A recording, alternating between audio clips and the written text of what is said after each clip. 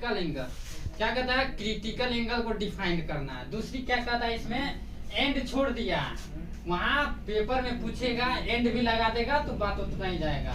क्या कह रहा है, define critical angle and rights it's condition, rights it's condition. यानी कहने का व्यू क्या है, क्रिटिकल एंगल है क्या, क्रिटिकल एंगल है क्या, और है तो उसका कंडीशन लिखना है।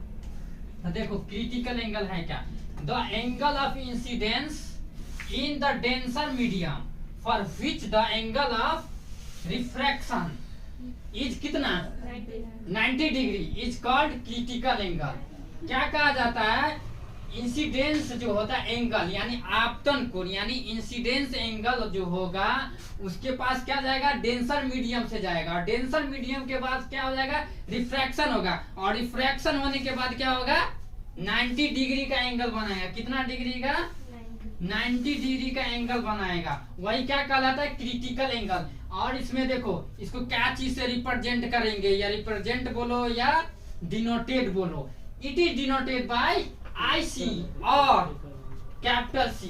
या ऐसे भी इसको लिख सकते हो, इट इज डिनोटेड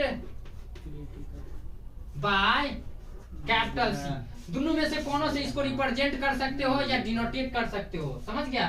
फिर क्या कर रहा है, इसका कंडीशन, कंडीशन क्या होता है, शर्त क्या होता है, देख लो, light should be traveller from denser medium to rare medium. जब लाइट ट्रेवल करता है यानी गमन करता है, कहाँ, डेंसर मीडियम से रेयर मीडियम। फर्स्ट क्या है कंडीशन, लाइट क्या करता है, ट्रेवल करता है डेंसर मीडियम से रेयर मीडियम, यानी सघन माध्यम से विरल माध्यम। बात समझ में आया।